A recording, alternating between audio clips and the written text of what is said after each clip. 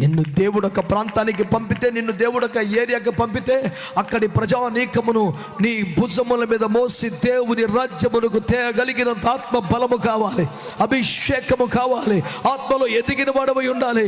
ఒక తరమును మోసే శక్తి నీకు ఉండాలి.